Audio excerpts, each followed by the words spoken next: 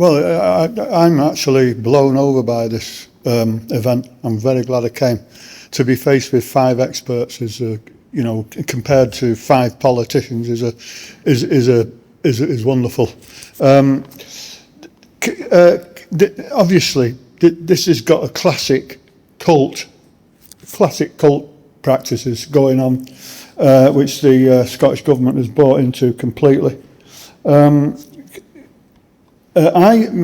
take is that I've taken to doing a lot of research on YouTube. You have to pick and choose, I know. But my impression is that I think things are moving in the right direction. Apart from all the work you guys are doing, there are people on YouTube, not only across the Western world actually, who are fighting back against this. And I think it's only a matter of time before it falls. But we must never let up. It could take years for this to completely collapse. My question is, do you think there's any chance that I hate to say this actually, but the UK government could put the block on this particular legislation like they did with the gender self-ID law that a few months back? Is that a possibility? That would, in the meantime, until this cult collapses, is that a hope? While all the work is going on. So that's about it. Thank you. Who wants to come in on that? Phil? Yeah, sure. Nice. Thank you, David. Yeah, I don't see the UK government coming in on this in the same way they have done with equalities, because you've got the UK equalities law, and that was in conflict on the gender recognition. I think when it comes to conversion therapy, there's not necessarily that same conflict, although the Westminster government is trying to pass their own conversion therapy law. There are people trying to push that forward in Westminster. I think there'll be more opposition in Westminster. Has it been completely stopped in Westminster? It's finished. Finished. Not finished. I'll trust Neil on that. Not finished. Yeah. There are people still trying to push that forward.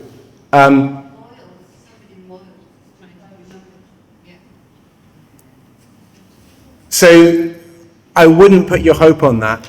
And I think in the Scottish Parliament, the situation that you have is because every party is on board with this. It's very different to Westminster. And I think the hope of a challenge might be from a legal perspective to do with religious freedoms and things like that, like a legal case that might come against it. And I think that might be the hope, that if this passes in the Parliament, but there are enough votes for it to pass in the Parliament at the moment because no party is opposing it. And so I think while I'd advise people to fill out the consultation, I wouldn't pin lots of hopes upon it. I'd say speak out in public, make it an embarrassment for the politicians standing for this, that they know that they will lose seats depending on how they vote on this. John?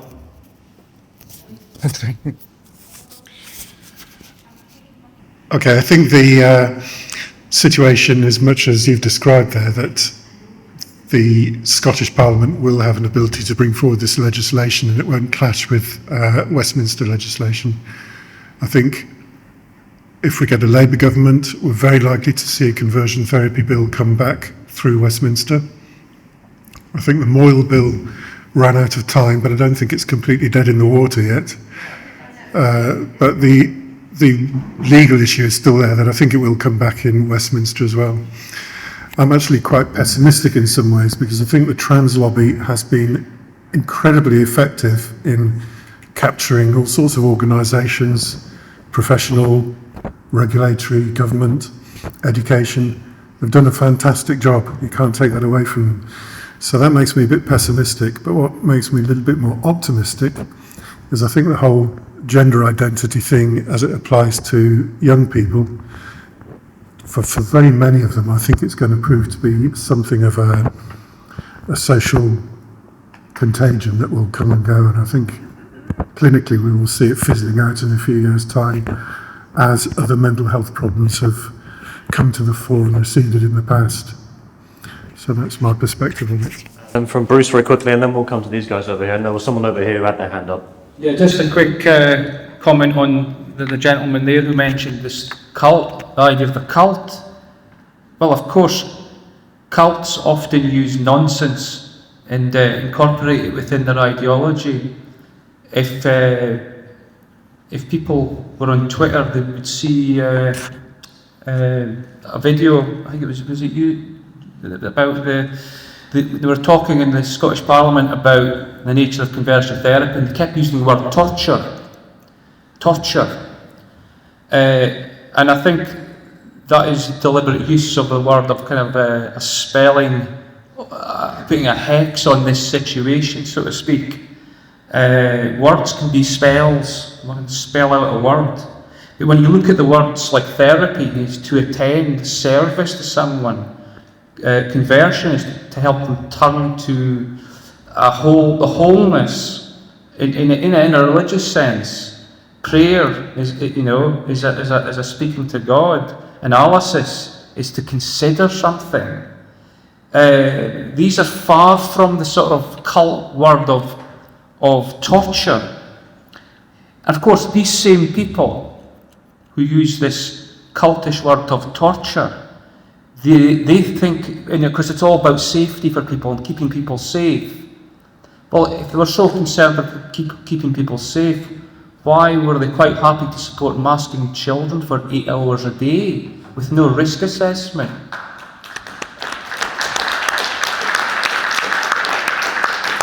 Why were these same people supportive of an emergency authorised mRNA jab for COVID-19 with no long-term safety data? Clear signals, and it's very clear now that they knew that there was health dangers associated with that.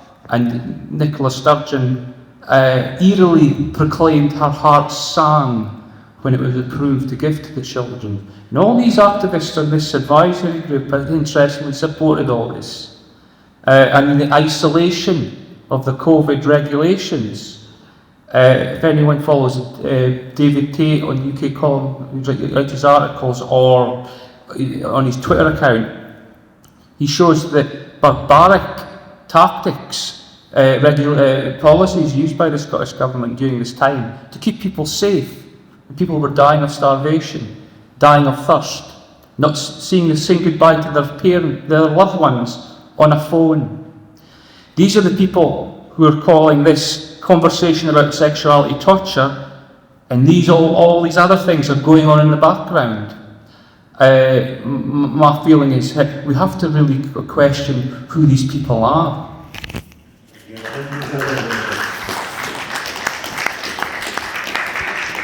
It was just a quick point that the gentleman to the right seems to have mentioned that the gender recognition bill was a private member's bill, a 10-minute bill, and apparently it ran out of time, but apparently the lady says that there was a vote in here.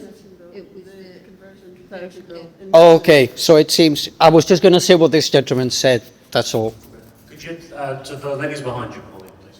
No, they didn't run out of time. Sorry. Oh, they did?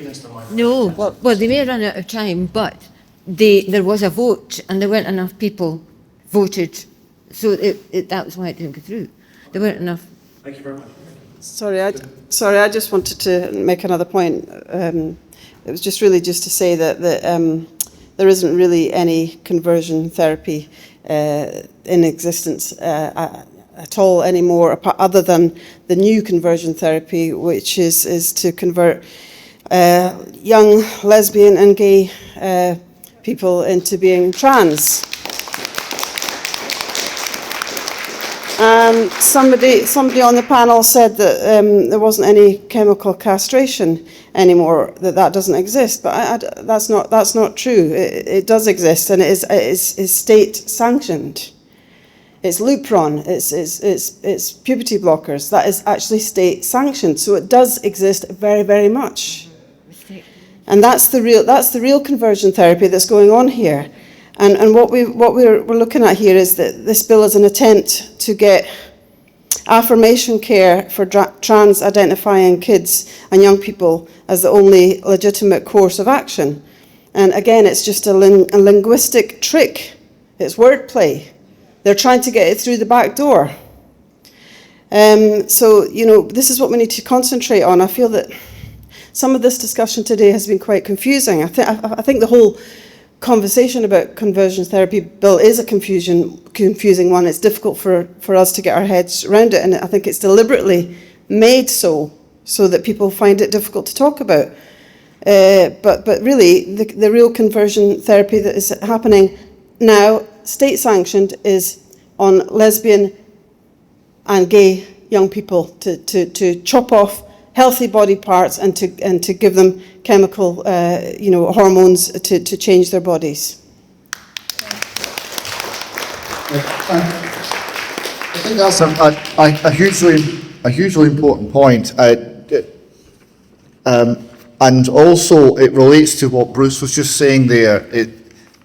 If you take the state's view of the people they are claiming to protect and claiming to operate in the interests of, right, they give them no ability to consent. Right? They don't view the people as people. They don't view them as fully human. They don't view them as having agency. They view them as needing the state to step in against the will of the individual to achieve the outcome that the state is dictating.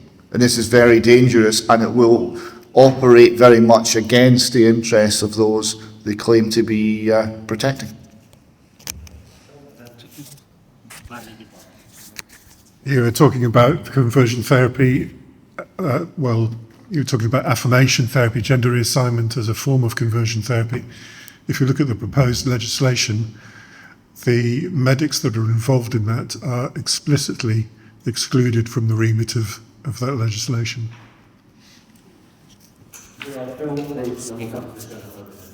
So I think one of the things I wanted to mention earlier was basically that this legislation is affecting a lot of different groups, from religious freedom to gays to lesbians, to women's rights issues and things like that, and just the importance of all of these groups standing up on this issue basically together. We might be coming from different perspectives, but I think it's going to take all of us raising our voices, and for me particularly, like reading Douglas Murray's book, The Madness of Crowds, was something that gave me confidence to stand, because he was saying, I'm exploding the minds in front of you so that you can stand without fear of being called homophobic, because himself as a homosexual was saying, this is blatantly wrong, and I really appreciate everyone that raises their voice on this issue, and look forward to working with everyone possible on it. Thank you.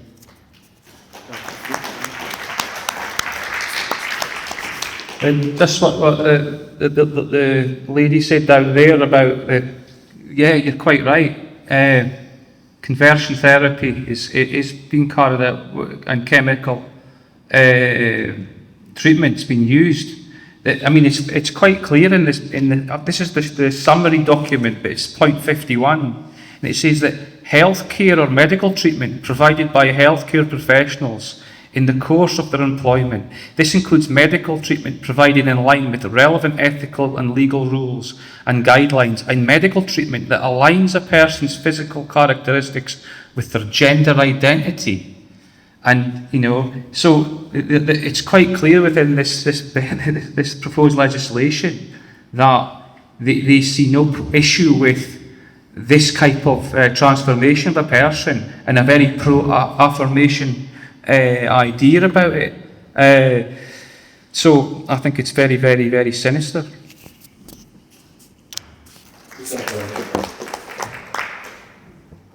Is it on? Yeah. My name's Ian Grout. I spent 25 years plus in education at Glasgow School of Art. And in that time, I came to know that I actually was designing education. And it was joyful because nobody told me what to do. It was my responsibility. It was my ownership with my students. And I, in fact, taught by not teaching, but that's another whole history. But I think moving forward with everyone, I think it's good to see forums now moving into this, but we really need to move ourselves on. And we need to be understanding we are a product of our conditioning and understand what that means and what we need to do with it. And also, we're losing this notion of what it is to be human. And we need to redress that, and we really need to think about that. And we need to work towards an ability to shift for yourself, not to be told by anyone else how to shift. Shift for yourself, be human. And I played a lot with students around the notion of convivial anarchy. That's understanding yourself, being yourself in convivial conjunction with others.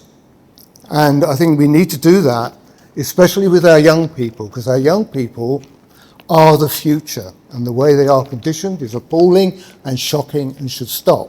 But we need to do more with them. And one thing we did in the art school a lot was affording a space for change.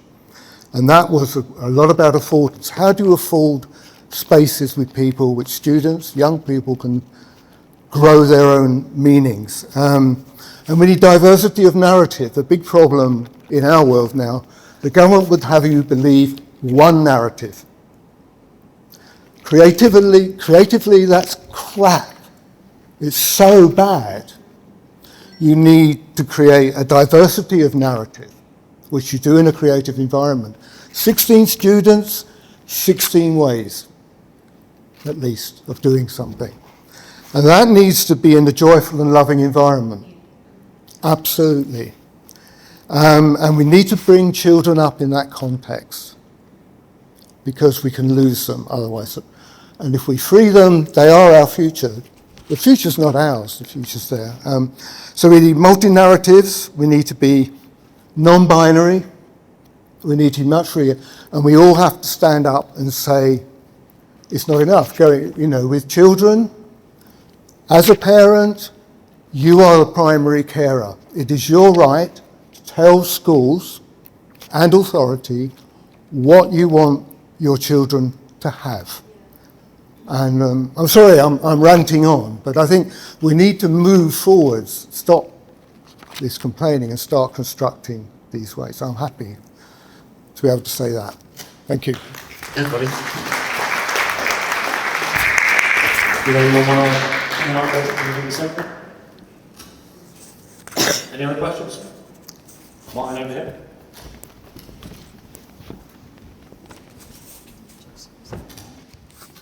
Hi there, thank you very much. My question is, why now? Whatever the immoral, godless agenda of the usual suspects is, whether they know it or not, why this ban now? Is it possible that this ban is to prevent people who are looking into whatever conversion therapy is across the different therapists, getting to the bottom of what's going on medically, chemically, vaccine, hormonal, with people, young people? Is it possible that this is to stop discovery of therapy and treatment that can help people who want it? Is that the reason for the timing? So why is this ban being proposed now? And is it possibly going to stop an expanding discovery of what various poisons and toxins are at play within people who become troubled by that and want out?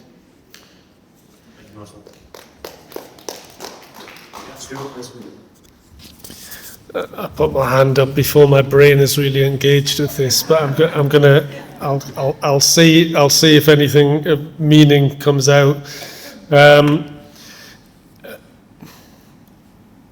I think one of the things that's happening at the minute is the obsession with this thing called identity.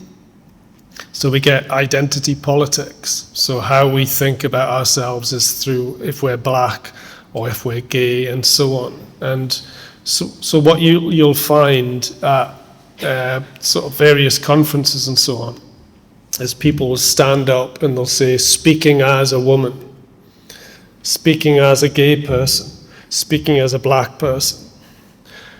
And they've got a kind of label identity that they've got stuck on their head, partly because it's a way of you saying, you can't really discuss with me because this is my lived experience. So it's got a slight dimension that it closes down debate. But I think what's happened is that this new type of politics that, and the state is involved in this, because there's this discussion by a guy called American Charles Taylor, who wasn't saying this critically, but he was talking about what's called the politics of recognition. He says politics now is no longer about resources. Politics is about recognition, i.e. you should recognize people for who they are. Right? And I think what's happened is one of the key ways that society or certain sections of society think about identity is through the idea of the sexual self. That's so important to you, the essence of who you are, possibly because it's the most intimate dimension of us. You know, one of the most intimate dimensions of us is our sexual existence, our sexuality, and so on. So that's become increasingly important, and it's grown and grown and grown. And I think that's partly why you end up getting something like a conversion therapy bill, because it's seen as imposition of other things on the self-identified sexual self, right? Because if the more we think about ourselves as what's important about us is our sexual self and our sexual identity, then anything that impinges upon that becomes a bigger and bigger problem. So once you get activists and so on campaigning around this can become something that keys into it, because that is now a key, and arguably the key way that they think about the self. And so we get the United Nations, and I was even, as if I know everything, but I was even surprised when you read the United Nations document, and they talk about sexuality education, and they talk about children from the age of 3 as being sexual, and so on and so forth. Because that is increasingly the way the people who run society think about the individual. It's increasingly about their identity, and it's increasingly about their sexual self, or gendered self, which is part of the same framework. And once you've got that as a key thing of what you think identity is and what makes a person, then anything that infringes upon that is seen as outrageous, horrific, it's conversion therapy and so on.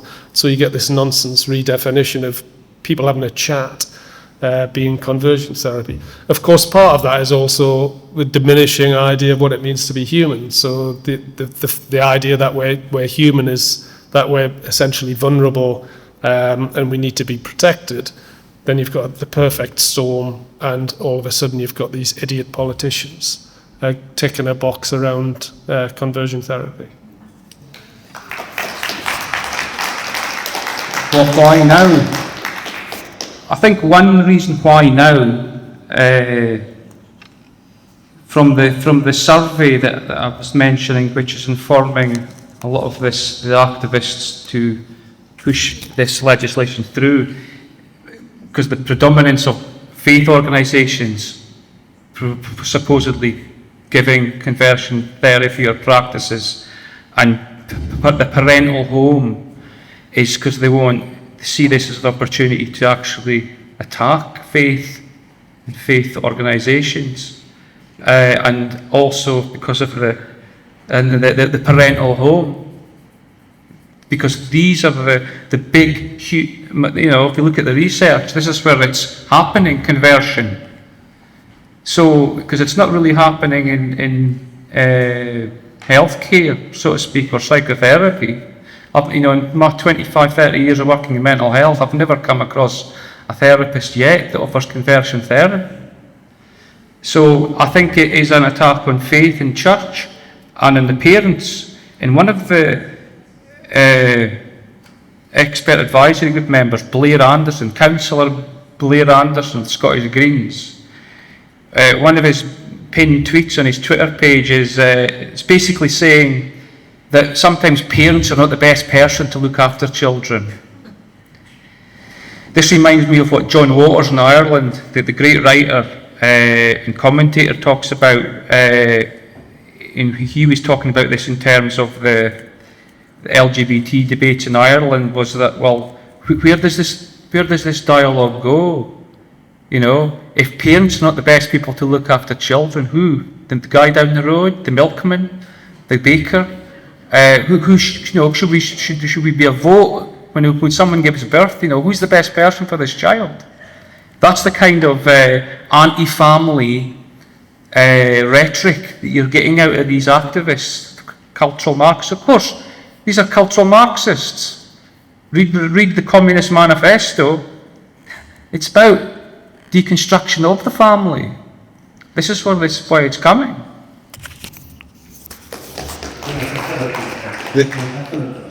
I'll just very quickly for me. I like the comment about idiot politicians. Yes, they are doing that. I think I'd agree with what's been said. It's happening now because there's an internal logic in the ideology, and this is the next step. And it will continue and continue and continue, because ultimately it's anti-human, ultimately it's anti-life, and there is no end point. The groups that it's acting in favour of one day become the groups that it's targeting the next day, and on it will go. And this is why we must get at the underpinning ideology and demolish that as well.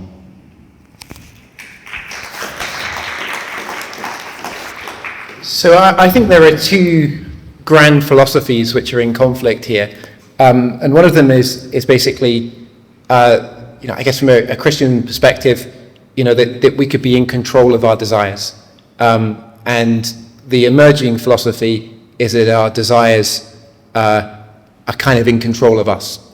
That we can't control our desires at all. That our desires present themselves to us, and we are kind of obliged to fulfill whatever desires present themselves to us, and not to act on a desire is something criminal, basically. I actually went to a talk on conversion therapy in my workplace, and they played a video called Pray Away, and there was discussion afterwards. Now, I thought, I've got hours of things I could say to this, I don't know what comment to make, so in the end I just ended up listening to the comments, and there was one girl there, and she said, it's almost like the church is trying to tell people to deny themselves, And that was actually Jesus' statement. He said, unless you deny yourself and take up your cross and follow me, you can't be my disciple. So when our desire is stronger than our will, I'd call that kind of addiction. It's the same thing as an addiction. If somebody's on drugs and they can't come off drugs, it's because their desire is stronger than their will. They know it's destroying their life. They know it's causing them problems, it's causing them health problems, family problems. You speak to them, they say, I want to quit, I want to quit, I want to quit. But their desire is stronger than their will. When our will is stronger than our desire, that's self-control. And I think there are some politicians that would rather a country with people who don't have self-control. If the people don't have self-control and can make free choice, then they're not as dependent on the politicians to tell them what it is that they need done.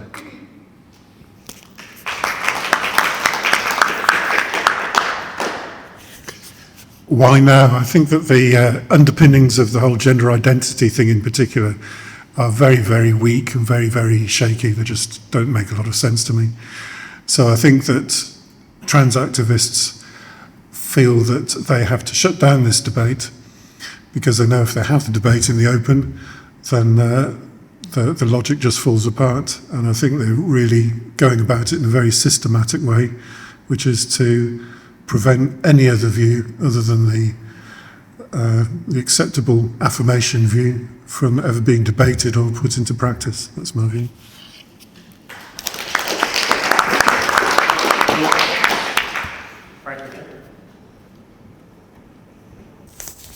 Sorry for being greedy.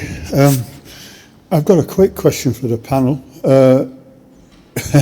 This is a different bill, but it's connected with this one. What are you all ready for the fight with the hate crimes bill coming up?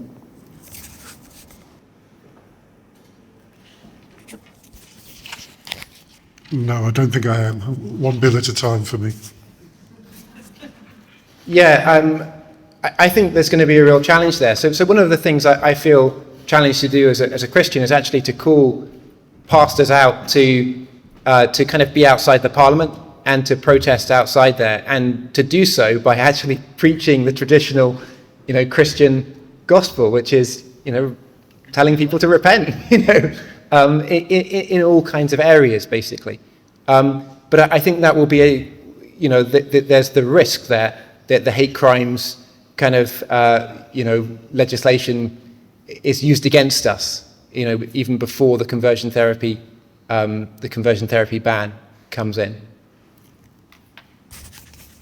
Well, thank you for raising it. I don't think we are prepared enough for this, because they passed it and then it went to sleep for a while, so we're all taking our eye off the ball. The legislation's extremely totalitarian in that it controls essentially how you think and certainly what you say, essentially in all places.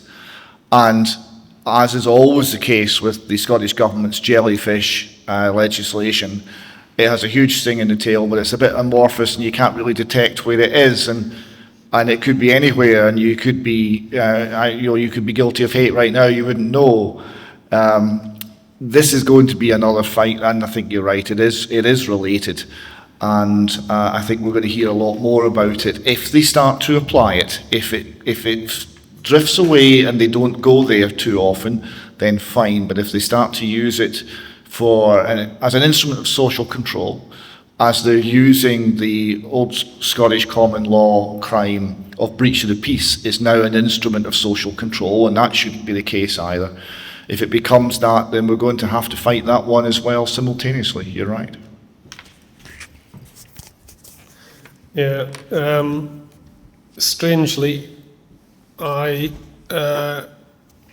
before I set up the Scottish Uni for Education, I was thinking about what else to make a noise about, and it's actually the guy that helped me set up the Scottish Uni for Education, because he knew how a Substack worked, right? I don't know if you ever know what a Substack is, but it's basically a newsletter that you get emailed to you, which you should all subscribe to our Substack by Googling Scottish Union for Education, and it can tell you how to do it there. But before I did that, I was chatting to him about it, and we said, well, why don't we create a web page? So we actually have a web page on the hate crime bill, which I plan to try and get quotes from everyone who was good on it. There's a list. I'm trying to remember what it's called now, but the list of the bad people. Right, and I was trying to get a photograph of every MP, bad people, what they'd said about the hate crime bill, and so on. And of course, my interest in this, as well as being a believer in free speech and academic freedom and so on, is that it fits in with my obsession about the idea that this is about the world is about protecting the vulnerable. Because if you read the hate crime bill, it's all founded around the idea of vulnerable groups and the expanding idea of vulnerable groups, and that vulnerable groups need to be protected. And as you'll know, if this bill was actually implemented, it would mean that if you said something in the privacy of your own home, then that could be a criminal offence. You could even potentially have a Bible just being in this material, just being in your house. I'm a practicing atheist, by the way, so I'm not using that as an example because of my religiosity, but just by utter horror at the idea that you have the state being able to determine what material and words can be spoken in an individual's house. So it's an absolutely appalling, disgraceful bill. I don't know, I'm not that prepared, but I'm half prepared if and when they actually decide to implement it.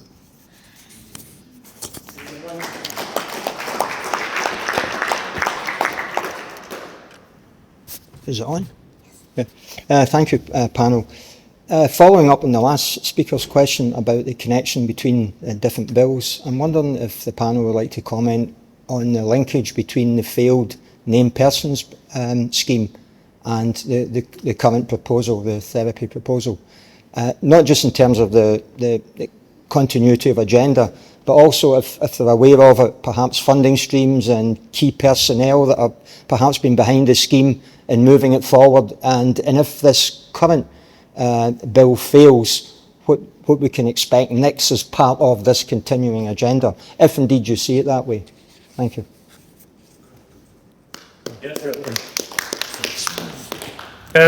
Well, I'm proud to say that I created the first meeting that led to the creation of the No to Named Person campaign by contacting every person I could find who opposed it, and including Liz Smith, so we actually had a decent politician for once. And we went to the Scottish Parliament, and there was a group of about 12 of us. And out of that, the No to Named Person campaign was created. The problem with what happened with the ruling is that we won, but we also lost. And I was actually against the Christian Institute on a point of principle, using the law to overturn a democratic decision, because I don't trust or think we should use law lords to overturn democratic decisions. What was won in the named person was that the Supreme Court ruled that it was illegal to share data, right? And that breached data protection rules. That was what was won. What was not won was that the principle of a named person is wrong, even though, strangely, as David said, whose wife Leslie was massively involved in the campaign as well, and that's how I know David. Even though the Supreme Court did some fantastic quotes about what it means to be a family, they also said there is nothing in principle wrong with a named person. And in discussion with Colin Hart, I think his name, I forget their names now, who runs the Christian Institute, we had a discussion about the ruling afterwards. And I said, well, actually, we lost on principle, because the Supreme Court has said there's nothing wrong with a named person, and there damned well is something wrong with a named person. It's completely authoritarian, and the state should not be ruling on overseeing every child in Scotland. Right? It's properly a thing. And that's the problem. And that's also the problem in part on relying on lawyers and Supreme Court judges, because I wouldn't trust Supreme Court judges as far as I could throw them, and I'd quite happily throw them quite a long way, I suspect. So that's a thing to bear in mind, that when you use the law, you lose power. Right, which is why I'm much more interested in what we're trying to do, is to set up a mass organisation, because I trust the people 1,000,000 times more than I'll ever trust a judge.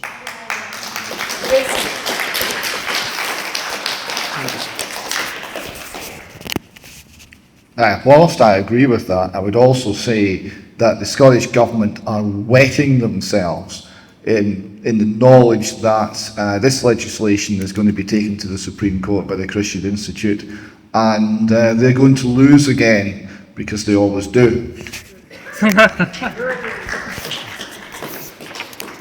I think a lot of the heart of the named person is actually already in place, you know, in terms of, like, in my daughter's school, when the sex education stuff was sent home, I went into the school to talk about it. And, you know, I knew some of the details of how, in general, basically in Scotland, so this wouldn't be different in any other school. I asked questions about what would happen when my daughter was in later years. I said, what would happen if my daughter was, if when she was 13, she was abused by somebody who was 15? I said, would you tell me about it? And the teacher said, oh, I'd have to speak to the school safeguarding officer about that. So I spoke to the school safeguarding officer in the next meeting. I said, would you tell me if that happened to my child? And she said, oh, I have to raise that up to social work. And so I spoke to social work, and I said, you know, if this happened to my daughter and this was referred to you, would you inform me about it? And they said, we can't answer hypothetical questions.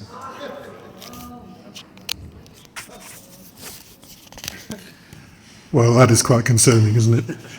I said earlier that I am a naive optimist, and I think that, again, it's probably coming from a good place, but it's when you actually try and work it out in practice that the problems arise. And I think the state needs to be clear that responsibility for raising children really rests with parents and not the state. Good. Just one more thing on the name person campaign. The first time I met Stuart Waiton, and I still think this is, in my view, his finest moment, because we were in the Salutation Hotel in Perth, and it was quite busy, and there was lots of people of all shapes, sizes, descriptions. There was Red Clydesiders, there was old county Tories, there was every sort of person you could possibly imagine in that room. And Stuart said to me, "What have these people got in common?" And I said, "I've no idea." He said, No, think about it. They all believe in something. And because they believe in something, they're able to fight back. And I thought that was very interesting. So thank you for that, Stuart. Yeah, just regarding the sort of the named person sort of idea, you know, that it's the monitoring of the family of the child, and there's different degrees. They can do it very overtly through policy, like the named person, but it's happening covertly in schools now. They have resilience groups for children in schools where they get the children in a group and to talk with the teacher about emotions, negative emotions. Very much like these sensitivity groups in the 1950s and 60s in America, where you get a charismatic leader, cult leader, directing the group of authority. You know, these cultural Marxists are always on about, in postmodernists, they're always on about power dynamics. What about the abusive nature of this teacher, authoritative figure, directing a group of young children to focus on their problems in their life and their parents' life? And I went into a local school several years ago, and adorning the walls of one of these groups, the results of this group was stories about how someone's mother was in bed for weeks after giving birth to her little sister because she was so sad. So the monitoring, the state monitoring, it goes on under the guise of policy, but it's also going on because it's the direction of travel of the Scottish government and other governments who are following this kind of cultural Marxist anti-family agenda. Were there any final questions before we finish? No, awesome. Richard, do you want to hand you back to Richard, and then we'll close off this evening? Okay, well, I'd just like to thank everybody here for coming along and listening to this very complex and sometimes very simple subject, actually. And I would also like to thank all of the members of the panel here who've given us their view and they're very different views, and I really appreciate that. So could we have a little round of applause for them?